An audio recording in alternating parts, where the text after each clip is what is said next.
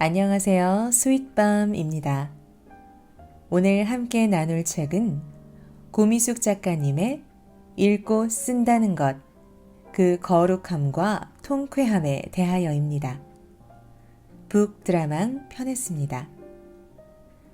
그럼 오늘도 스윗밤 하세요. 일부 이론편, 글쓰기의 존재론.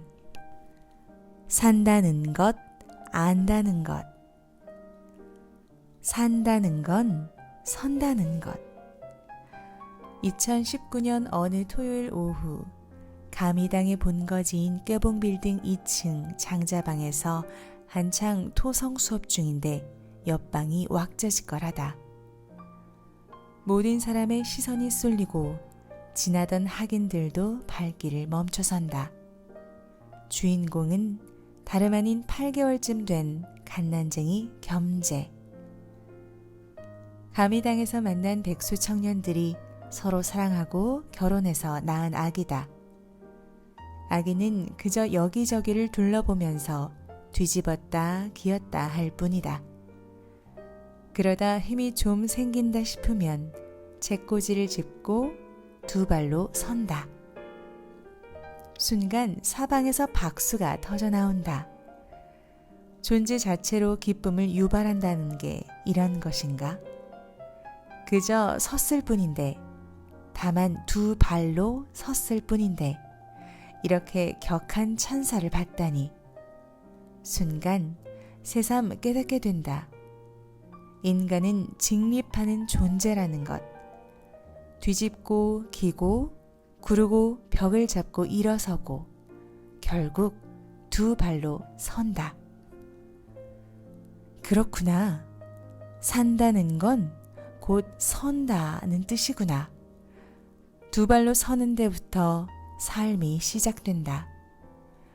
의학적으로 살펴보면 직립에 필요한 척추를 럼버커브라고 하는데 이건 태아가 선천적으로 가지고 나오는 게 아니라고 한다. 생후 몇 개월이 되면 옹알이를 하고 머리를 자꾸 드는 연습을 해서 이 럼버커브를 만들어가죠. 선천적으로 없는 것을 억지로 일으키는 겁니다. 도을개사전 강의록. 좀 놀랐다. 태어나면 무조건 서는 거라고 생각했는데 그게 아니라 후천적으로 터득하는 능력이라니. 직립과 함께 손이 해방된다. 손이 땅에서 하늘로. 그렇다. 두 발로 선다는 건 발은 땅을 디디고 눈은 하늘을 응시할 수 있음을 의미한다. 동시에 발에서 벗어난 두 손은 이제 수많은 창조적 작업을 수행해낼 수 있다. 손이 하는 일은 그야말로 무궁무진하다. 하늘과 땅, 머리와 다리 사이를 연결하는 중재자이자 내비게이션이기 때문이다. 이게 인간의 현존성이다. 자, 여기에서 삶의 이치와 비결이 나온다. 살다 보면 숱하게 던지는 질문이 있다. 내가 누구지?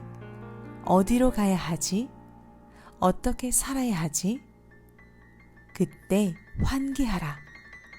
산다는 건 서는 것에서 시작한다는 사실을. 그리고 선다는 건 누구의 도움 없이 오로지 자신의 두 발로 온 몸을 지탱하는 것, 곧 자립을 의미한다. 그것이 인간의 길이다. 거기에서 시작하면 된다. 그 자리에서 단 한 걸음만 내디디면 된다. 한 걸음이 두 걸음, 다시 세 걸음으로 아기들이 걸음마를 연습할 때의 그 모습처럼.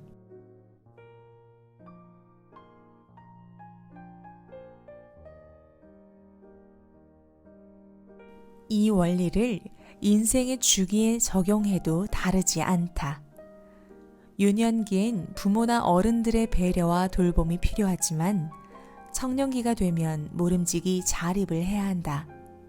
이때의 자립이란 의식주를 홀로 감당하는 것, 동시에 스스로 인생의 지도를 그려가는 것, 생활의 자립과 인식의 지도, 이것이 청년기의 두 발이다. 물론 만만치 않다. 두 발로 서기 위해서는 수없이 넘어지고 일어서야 한다. 나 역시 그러했다. 대학을 졸업한 후에도 취업의 관문을 돌파하기가 난감했다. 그렇게 방황하다 결국 다시 대학원을 들어갔다. 신기하게도 공부를 하면서부터 경제적 자립이 가능해졌다. 그토록 나를 거부했던 돈이 공부와 함께 흘러오기 시작한 것이다. 공부와 돈은 친하지 않다는 상식이 깨지는 경험이었다. 하지만 그걸로는 부족하다. 온전히 두 발로 서려면 삶의 비전이 필요하다. 그때 나의 입장은 단순했다. 누구의 명령에 따라 일하고 싶지 않았다.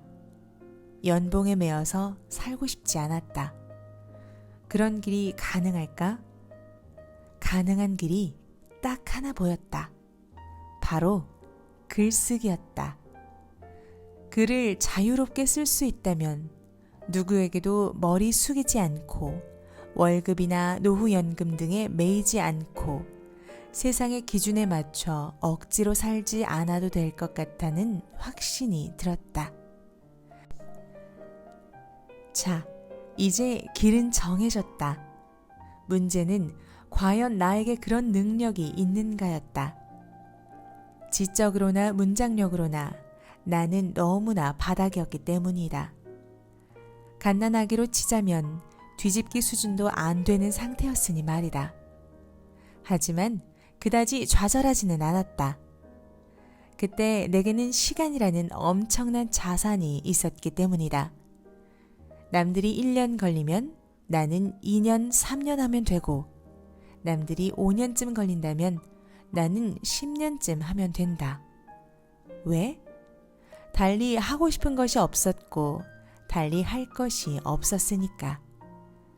그렇게 해서 나는 두 발로 섰다. 공자의 이립에는 미치지 못하지만 그렇게 해서 청년기를 통과했다. 글쓰기만이 가능하냐고 묻는다면 물론 아니다. 얼마든지 다른 길이 있을 수 있다.